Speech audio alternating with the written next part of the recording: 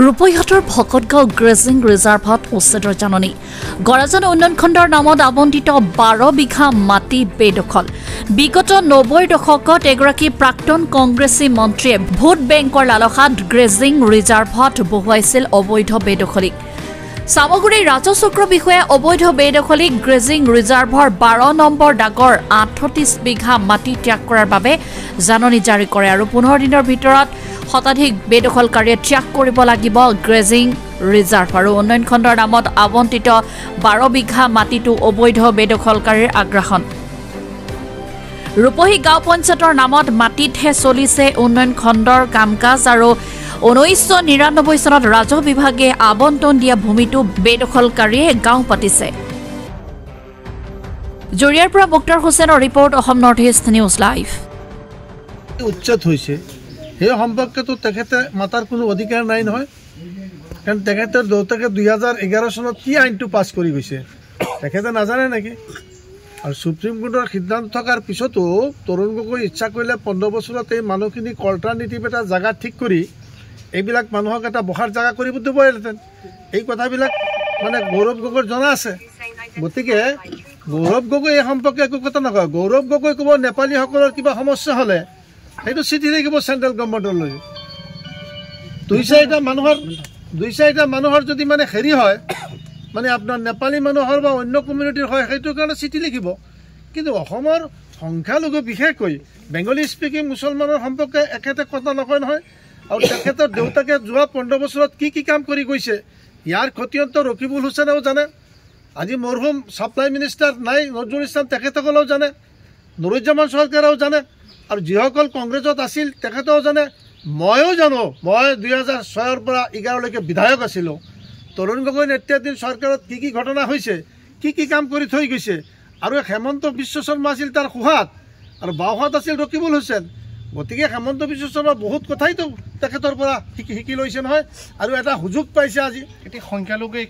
কি ভাবিব এতিয়া সংখ্যালঘু 15 বছৰ কংগ্ৰেছৰ চৰকাৰ আছিল তৰুণ গগৈ মুখ্যমন্ত্ৰী আছিল গৌৰৱ গগৈ এতিয়া সভাপতি কিন্তু গৌৰৱ গগৈ এটা কথা উল্লেখ কৰিছে যে আমি সংখ্যালঘু পক্ষত আছোঁ মেয়াৰ পক্ষত আছোঁ বুলি আৰে কেনেকৈ সি মেয়াৰ পক্ষত আছে তেওঁৰ দেউতাকো মেয়াৰ পক্ষত নাছিল নহয় তেখেত কেনেকৈ মেয়াৰ পক্ষত থাকিব মেয়াৰ পক্ষততো কোনোদিন নাছিল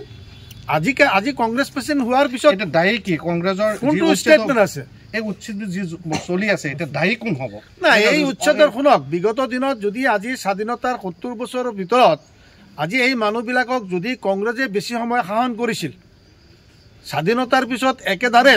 37 ইয়াৰ্ছ পাৱাৰ কনজিউম কৰিছিল কংগ্ৰেছে এই অসমতে 78তে প্ৰথম মানে আপোনাৰ গোলাপ বৰবৰুৱাৰ নেতৃত্বত এটা চৰকাৰ হৈছিল প্ৰফুল্ল মহন্ত দুবাৰ শাসন কৰিছিল এতিয়া মানে সোণোৱাল চাহাবে এবাৰ কৰিলে আৰু এতিয়া হেমন্ত বিশ্ব শৰ্মা ডাঙৰীয়াই অসমৰ মুখ্যমন্ত্ৰী হৈছে কিন্তু বেছি সময়তো ইয়াতে কংগ্ৰেছে শাসন কৰিছিল আৰু এই মানুহবিলাক মানে আপোনাৰ 1985 চনৰ আগত সব মানুহেতো কংগ্ৰেছক ভোট দিছিল 85 চনতে আমি এটা গোলাম ওছমানীৰ নেতৃত্বত ইএমএফ হোৱাৰ পিছত 17 জন বিধায়ক এজন এমপি হৈছিল আৰু তাৰ পিছত আইএমডিটি বাতিল হোৱাৰ পিছতহে বদৰুদ্দিন আজমলৰ নেতৃত্বত এটা ৰাজনৈতিক দল হ'ল ইউডিএফ যিটো সময়ত গৈ পেলাই নাই ইয়াৰ ইউডিএফ কিন্তু তেখেতে 10 জন বিধায়ক পাইছিল সেকেণ্ড টাইম 18 জন বিধায়ক পাইছিল তেখেত প্ৰতিবাদ নহ'লে বাকী সময়ততো কংগ্ৰেছকে আমাৰ মানুহে ভোট দিছে দায়ী কি কংগ্ৰেছ এতিয়া আমাৰ মানুহৰ পাত্তা নোপোৱাৰ দায়ী কংগ্ৰেছ কাৰণ ব্ৰিটিছ ইণ্ডিয়াত ছাৰ ছাদুল্লাৰ নেতৃত্বত 1937 চনৰ পৰা 1942 চনলৈকে আপোনালোকে জানে 7টা গভৰ্ণমেণ্ট হৈছিল তাৰ ভিতৰত 5বাৰ মুখ্যমন্ত্ৰী হৈছিল ছাৰ ছাদুল্লা আৰু 2বাৰ হৈছিল গোপীনাথ বৰদলৈ আৰু সেই ব্ৰিটিছ ইণ্ডিয়াত আমাৰ এই মানুহখিনিক যেতিয়া আমদানি কৰিছিল আমিতো কনৌজৰ পৰা অহা নাই ব্ৰহ্মদেশৰ পৰা অহা নাই আমি হেৰিৰ পৰা অহা নাই আমি চাইনাৰ পৰা অহা নাই আমি আপোনাৰ গৌৰৰ পৰা অহা নাই আমাৰ মানুহখিনি অবিভক্ত ভাৰতবৰ্ষৰ পূৰ্ব প্ৰান্তৰ মাইমিচিং ডিষ্ট্ৰিক্ট খুলনা বা আপোনাৰ যশোৰ বা আপোনাৰ চিলেট বিভিন্ন অঞ্চলৰ পৰা আহিছিল ইয়াত ব্ৰিটিছে আমদানি কৰিছিল আৰু ব্ৰিটিছৰ দিনে তেতিয়াই মানে এই মানুহবিলাকক 6,53,018 জন মানুহক পাত্তা দিছিলে কোন গভৰ্ণমেণ্ট সেইটো ব্ৰিটিছ ইণ্ডিয়াৰ যিটো গভৰ্ণমেণ্ট আছিলে ব্ৰিটিছৰ দিনত যিটো আপোনাৰ চিফ কমিশনাৰ যিজন আছিলে তেখেতে দিছিলে কিন্তু স্বাধীনতাৰ পিছত 47 চনত 15 আগষ্টৰ পিছত কিমান % মানুহক মাটিৰ পাট্টা দিছে এইটোতো আমি বিজেপিক এতিয়া দুহিলে লাভ নহয় বিজেপি এতিয়া সুবিধা পাইছে আৰু হেমন্ত বিশ্ব শৰ্মা তৰুণ গগৈৰ লগত থাকি 5 বছৰ আছিল আপোনাৰ হিতেশ্বৰ শইকীয়াৰ লগত আৰু তাৰ পিছত আপোনাৰ 13 বছৰ একেলগে কেবিনেট মিনিষ্টাৰ চলাইছিল তেখেতে অসমৰ সব সম্পৰ্কে জানে আৰু সংখ্যালঘু এলেকাত তেতিয়া ময়ো হেমন্ত বিশ্ব শৰ্মাক বৰপেটাৰ এখন মিটিঙত এড্ৰেছ কৰাইছিলোঁ মই তেতিয়া MLA আছিলোঁ আৰু সংখ্যালঘু মানুহৰ প্ৰিয়জন মানুহ আছিল নেক্সট তৰুণ গগৈ মানে আপোনাৰ হেমন্ত বিশ্ব শৰ্মাক মানুহে ভাল পাইছিল আৰু হেমন্ত বিশ্ব শৰ্মাই সব কথাই জানি পেলাইছিল ৰকিবুল হুছেইনৰ পৰা সব অভিজ্ঞতা লৈছিল অসমৰ মুছলমানৰ যেনেকুৱা স্কুল কলেজবিলাক যিবিলাক চৰকাৰী আছিলে সেইবিলাক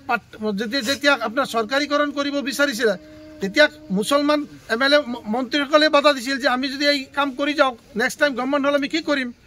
গতিকে আমাৰ যোৱা 15 বছৰত তৰুণ গগৈৰ নেতৃত্বত যদি আমাৰ ৰকিবুল হুছেইন ডাঙৰীয়া আমাৰ মহৰুম ছাপ্লাই মিনিষ্টাৰ নজৰুল হক সাহেবে আজি নুৰজামান চৰকাৰে আজি ছিদ্দিক আহমেদে এই একাসকলে যদি চেষ্টা কৰিলে হয় এই মানুহৰ বিকল্প এটা ৰাস্তা এৰেঞ্জ কৰি থলে হয় আজি হয়তো এই কাৰবাৰ কৰিব নোৱাৰে আৰু এইটো সুপ্ৰিম কোৰ্টৰ সিদ্ধান্ত সেই হিচাপে কংগ্ৰেছৰ দিনতো আছিল আৰু 2011 চনত এটা আইনো পাছ কৰি গৈছে এতিয়া অসমৰ মুছলমানে বুজি লওক অসমৰ মুছলমান কোনফালে যাব বিশেষকৈ অসমৰ যিসকল মিয়া মুছলমানক টাৰ্গেট কৰি লৈছে মিয়া মুছলমান যাব কোনফালে মিয়া মুছলমান UDFত ভোট দিছে EMFত ভোট দিছে কংগ্ৰেছত ভোট দিছে যোৱা বাই ইলেকশ্যনতো মিয়া মুছলমানে আপোনাৰ বিজেপিকো ভোট দিছে কিন্তু মিয়া মুছলমানৰ ৰেহাইতো নাই কিন্তু মিয়া মুছলমান একমাত্ৰ আল্লাহৰ ওপৰত ভৰসা কৰি চলিব লাগিব আৰু তেখেতকৰ লাইন আৰু মইতো সদায় এটা কথা মানুহক কওঁ যে আপোনালোকে এই অসমত যিসকল আমি অসমীয়া মিয়া চৰুৱা বাটিয়া নহমীয়া মামিচিঙা বুলি কয় এইবিলাক যে কয় যে বহিৰাগত বিধি কোন বহিৰাগত ক'ৰ পৰা আহিছে আমিতো কনৌজৰ পৰা অহা নাই ব্ৰহ্মদেশৰ পৰা অহা নাই আমিতো মানে হেৰি থাইলেণ্ডৰ পৰা অহা নাই it was a British India আমাৰ মানুহ যেতিয়া 18 শতাব্দীৰ শেষ ভাগত আহিছিল আৰু 19 শতিকাৰ প্ৰথম ভাগত আহিছিল তেতিয়া অসম আছিল নেকি অসমখনতো 1912 চনত হৈছে অসমখনতো 1912 তেতিয়া নাগালেণ্ড আছিল নেকি মেঘালয় আছিল নেকি অৰুণাচল আছিল নেকি মিজোৰাম আছিল নেকি হাতবনি চম্পা আছিল নেকি west Bengal and west Bengal during the period of time during the period of British India it was west Bengal and east Bengal গতিকে আমি ৱেষ্ট বেংগলৰ এটা পাৰ্টৰ পৰা আমাৰ মানুহখিনি আমদানি কৰা হৈছিল খেতি বাতি কৰাৰ কাৰণে মৰাপাট উৎপাদনৰ কাৰণে শস্য উৎপাদনৰ কাৰণে গতিকে এই মানুহখিনিৰ ওপৰত অত্যাচাৰ বহুবাৰ হৈছে 50 চনতো সাম্প্ৰদায়িক দাঙ্গাৰ সময় হৈছে এই মানুহখিনিৰ ওপৰত 60 দশকত বিমলা প্ৰসাদ চলিয়াৰ দিনত পাকিস্তানী নামত বহুত অত্যাচাৰ হৈছে এই মানুহখিনিৰ ওপৰত নোটিছ পৰ্ব গৈছে এই মানুহবিলাকে বহুত হিয়াৰিং দিব লগা হৈছে NRC নামত পৃথিৱীত কতো NRC নাই তৰুণ গগৈৰ নেতৃত্বৰ চৰকাৰ তাত NRC আহিছে আৰু কিমান হিয়াৰিং দিব লগা হৈছে আৰু এতিয়া সোণোৱালৰ দিনতো ইভিকশ্যন হ'লেও এনেকুৱা অৱস্থা হোৱা নাছিল আজি হেমন্ত বিশ্ব শৰ্মাইতো চেলেঞ্জ কৰি লৈছে মিয়াসকলক শান্তিত থাকিব নিলে মিয়াসকল শান্তিত থাকিব নে অশান্তিত থাকিব সেইটো দায়িত্ব অসমৰ মুখ্যমন্ত্ৰী নহয় সেইটো দায়িত্বত ওপৰত এজন বহি আছে তেখেতৰ দায়িত্ব গতিকে আমি বিশ্বাস কৰোঁ আমি ভৰসা কৰোঁ আল্লাহৰ ওপৰত